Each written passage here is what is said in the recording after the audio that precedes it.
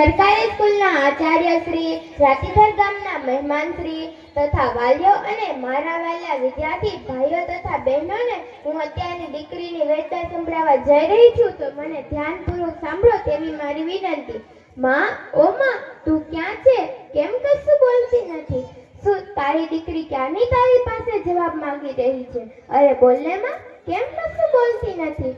શું તને તારી દીકરી પ્રત્યે કોઈ પણ લાગણી નથી? શું તને માત્ર સંતાન જ જોઈએ છે, એ પણ પુત્ર બરાબર ને? એટલે જ તને તારી દીકરીના શબ્દો સંભળાતા નથી. પણ માં, તું આ સમાજમાં છે, આનું કારણ તું જાણે છે? કાશ આ પરિસ્થિતિ તારી હોત તો તને જન્મ આપનાર કોણ હતું? અરે શિવાજી જેવા પુત્ર તો વળી મીરા અને રાધાને જન્મ આપનાર કોણ હતું? અરે એથી વિશેષ કહું તો માનો પ્રેમ મેળવવા માટે ભગવાનને પણ પૃથ્વી ઉપર અવતાર લેવો પડ્યો હતો.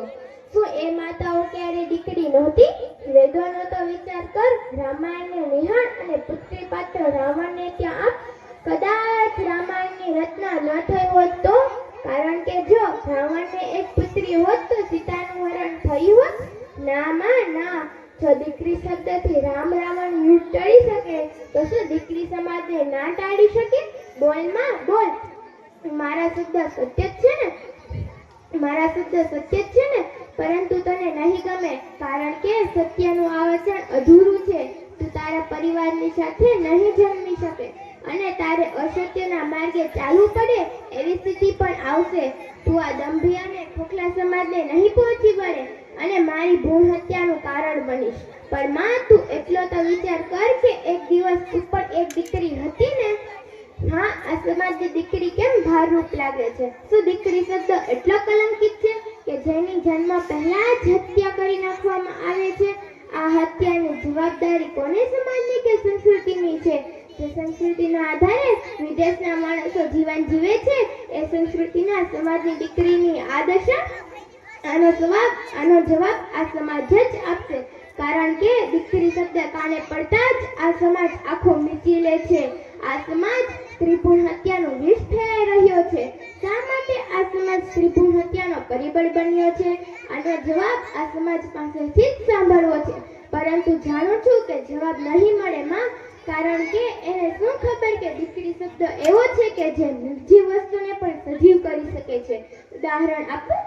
પડિયામાં પડેલા કાંકરા જો દીકરી અડે તો તે પાંચિકા બની જાય. એમાં પ્રાણ પુરાય. જે જાંધરી અને પાંચિકાના અવાજથી પડ્યું સૌજવના કલમથી ભરાઈ જાય. બોલ માં, આ સાચું છે ને? માં, જવાબ આપ. તારે મને જવાબ આપવો જ પડશે. ઘણી બધી દીકરી માતાનું ઉદર બની રહ્યું છે, માટે કલંકિત ન થાય એટલા માટે માં હું તને જાગૃત કરું છું. જાગ માં, જાગ અને દીકરીઓને ખૂબ ભણાવ. દુનિયાનું એવું કોઈ ક્ષેત્ર નથી કે દીકરો લઈ શકે દીકરી નહીં. વિશ્વની એવી કોઈ ડિગ્રી નથી કે દીકરો જઈ શકે દીકરી નહીં. આજના આ પ્રવાહમાં જો તો ખરી માં કે દીકરી ક્યાં પહોંચી છે. આપણા હાલના રાષ્ટ્રપતિ દ્રૌપદીબેન મુર્મુ એક દીકરી નથી? સુનિતા વિલિયમ્સ અને કલ્પના ચાવલા એક દીકરી નથી? અમારી શાળાના આચાર્ય કાજલબેન એક દીકરી નથી? બસમાં જાગ તને જનનીની આંખો જોવા તલસે છે.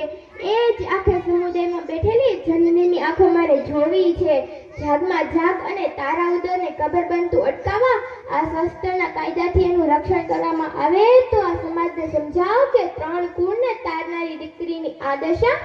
મારે પૃથ્વી ઉપર આવવું છે, ફૂલ બની મહેકવું છે, દુનિયાને સુવાસથી તરબોળ કરી દેવા છે, દીકરીના દૈત્ય સામે લડવું છે. માં, આ સમાજના સમૂહો આડા આવતા હોય તો તેને કહેજે કે આ સમાજને સન્મત રાખવું હોય તો દીકરીનો જન્મ આપવો પડશે.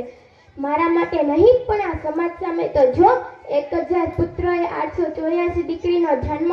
ભવિષ્યનો વિચાર કર કે આવનારા સમયમાં આ સમાજની શું હાલત હશે. તારી દીકરી તારી પાસે પાલું પાથરી આ સમાજ પાસે કઈ માગી રહી છે કે આ સમાજમાં દીકરી રૂપી દીવાને જન્મ આપવા દેજો. આ સમાજમાં અંધકાર નાશ પામશે. આ સમાજ પ્રકાશિત થશે અને આ પ્રકાશથી જ આ સમાજનું કલેર